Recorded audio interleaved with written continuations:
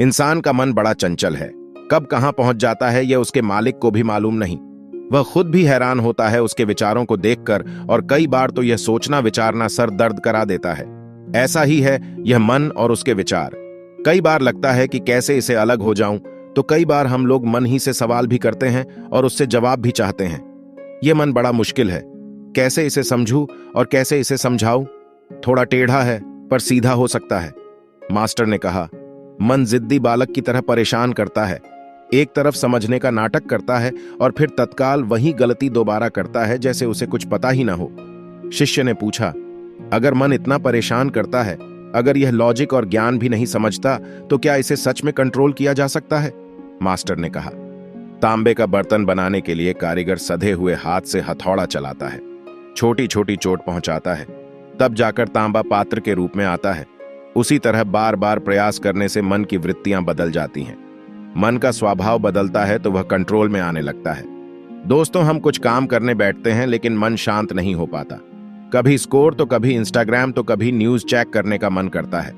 ध्यान करने बैठते हैं तो सब तरह की बातें और काम याद आते हैं। फिर लगता है कि आखिर ये मन कभी कंट्रोल हो पाएगा या नहीं। अद्वैत बोध दीपिका में परफेक्ट स्टूडेंट और परफेक्ट टीचर के बीच परफेक्ट प्रैक्टिस को लेकर सुंदर संवाद मिलता है जो हम सबको सुनना चाहिए। परफेक्ट स्टूडेंट कौन है? जिसकी केवल एक इच्छा है, लक्ष्य प्राप्ति। परफेक्ट स्टूडेंट वो है जो सच में सारे डिस्ट्रैक्शन, मजे, सिद्धि, प्रसिद्धि को व्यर्थ मानकर सच में केवल एक इच्छा रखता है, लक्ष्य की प्राप्ति। सबसे उच्च लक्ष्य क्या है? मन पर विजय। इसके बिना किसी भी तरह की उपलब्धि पूरी नहीं हो सकती। इसके बिना सच्ची शांति और आनंद उपलब्ध नहीं है। परफेक्ट टीचर कौन है? जिसने ईगो को पचाकर मन को जीत लिया है, जो सच में मन की सारी चालें जानता है, वही परफेक्ट टीचर है। संवाद। परफेक्ट चुंबन पूछता है, मैं आखिर मन को कैसे जीत सकता हूं? मास्टर कहते हैं, अभ्यास से ही ऐसा संभव है। अभ्यास कैसा होना चाहिए? मास्टर, अभ्यास में 4 गुण होने चाहिए। दृढ़ता यानी अभ्यास जो बिना बाधा के चलता रहे। गहन यानी इंटेंस अभ्यास जिसमें पूर्ण शक्ति और ध्यान लगा हो। तीसरा कर्मठ यानी जिसमें थकान के कारण या लंबा होने के कारण कमी न आए। और चौथा सतर्क, जिसमें स्टूडेंट सही गलत, डिस्ट्रैक्शन और फोकस में अंतर कर सके। हर क्वालिटी दूसरे को जन्म देती है। जब शिष्य दृढ़ निश्चय करता है कि मैं सोते जागते अभ्यास में रहूंगा, तो उसका ध्यान गहन होता जाता है। ध्यान बढ़ने से अनुभव बदलता है। अनुभव बदलने से विरक्ति यानी इंटरेस्ट बदल जाता है। शिष्य का मन अंदर की तरफ मुड़ता है, यानी उसे अभ्यास में ही अच्छा लगने लगता है। उसे समझ आने लगता है कि मजे और डिस्ट्रैक्शन केवल कुछ देर के लिए हैं, यानी वह कर्मठ हो जाता है। वह लक्ष्य को महत्व देने लगता है।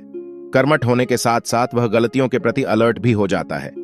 मैं कहीं घमंड तो नहीं कर रहा, ज्यादा प्रदर्शन तो नहीं कर रहा, कौन सी बातें मेरा ध्यान बाहर खींच लेती हैं?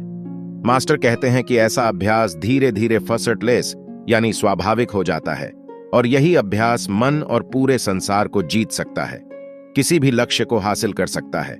मास्टर कहते हैं, इस तरह से तुम्हें पूरी सावधानी बरतते हुए लंबे समय तक अभ्यास करना चाहिए। अभ्यास पर इतना जोर क्यों? मास्टर, क्योंकि जिद मन की सबसे बड़ी ताकत है। यह लॉजिकल बात नहीं समझता। आप कितना भी समझाओ, वह वापस शैतानी करता है।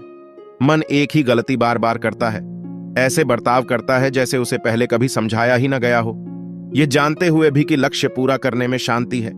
मन जिद्दी बालक की तरह ही ज्ञान, लॉजिक और नॉलेज को इग्नोर करता रहता है और अपना ध्यान किसी न किसी पर बनाए रखता है। इसलिए मास्टर कहते हैं कि इंसान कितना भी पढ़ा लिखा क्यों ना हो, उसने कितने भी सूत्र या ग्रंथ क्यों न पढ़ लिए हों, वह लॉजिक और इंफॉर्मेशन के दम पर मन को एक जगह रोक नहीं सकता। इसलिए अभ्यास अति आवश्यक है। इसके साथ साथ मन बहुत गतिशील होता है। एक पल में पाताल और एक पल में स्वर्ग पहुंच जाता है, चारों दिशाओं में दौड़ता है। इतना भ्रम पैदा करता है कि इंसान पूरी तरह भ्रमित होता रहे। मन बड़ा निर्दयी भी होता है। ढील मिलते ही आपकी प्रोग्रेस भी नष्ट करता है। जैसे ही ध्यान गहन होने लगता है, वैसे ही मन डिस्ट्रैक्ट होने की पूरी कोशिश करता है और शारीरिक सुखों की तरफ ले जाता है। इसलिए कई लोगों के साथ होता है कि वह 2 कदम आगे चलते हैं और फिर 3 कदम पीछे। इसलिए जितनी बार मन भटके, उतनी बार इसे वापस दिशा देने की जरूरत है।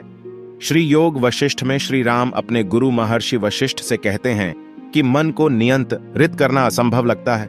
समुद्र को पीकर सुखा देना या मेरू पर्वत को उठा लेना इससे सुलभ काम दिखते हैं। स्टूडेंट कहता है कि अगर श्री राम जैसे श्रेष्ठ महापुरुष ऐसा कह सकते हैं, अगर मन को पार करना इतना कठिन है तो फिर गुरुवर मेरे द्वारा किया गया यह छोटा सा अभ्यास क्या अंतर ला सकता है।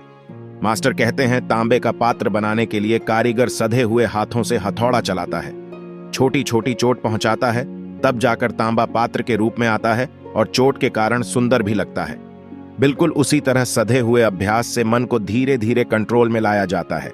इसलिए गुरु हमेशा अभ्यास के लिए प्रेरित करते हैं। जैसे भगवत गीता में श्री कृष्ण कहते हैं कि प्रिय अर्जुन, अभ्यास और वैराग्य से मन पर नियंत्रण हासिल किया जा सकता है।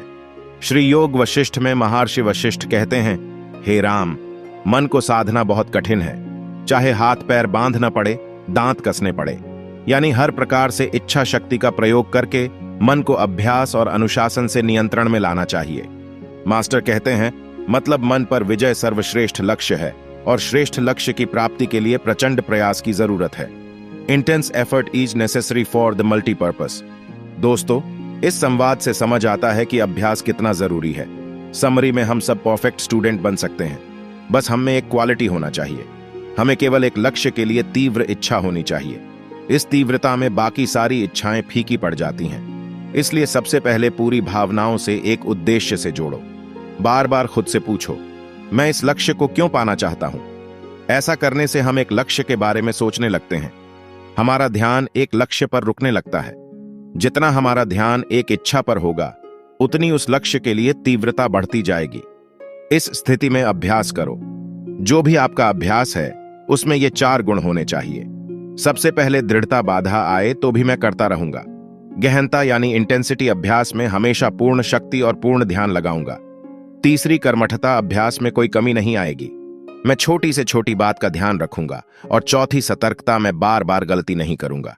मैं ध्यान रखूंगा मेरा ध्यान कब और कहां भटक रहा है, कौन सी चीज मुझे डिस्ट्रैक्ट करती है, और तत्काल उसका निवारण करूंगा। दोस्तों, जितना जिद्दी मन है उतना ही जिद दी आपका अभ्यास होना चाहिए। यानी जितनी बार मन भटके उतनी बार उसे वापस लक्ष्य और अभ्यास पर लगाना चाहिए। इस तरह से अभ्यास करने से मन का इंटरेस्ट बदलने लगता है, उसकी वृत्तियां बदलने लगती हैं, और जब मन अंदर मोड़ता है तब वह किसी भी लक्ष्य को आसानी से पा सकता है। एकाग्र मन ही सारी शक्तियों का द्वार है। तो दोस्तों, कैसी लगी आपको यह वीडियो? अच्छी लगी तो लाइक करें, शेयर करें और कमेंट करके हमें जरूर बताएं। जय माता दी।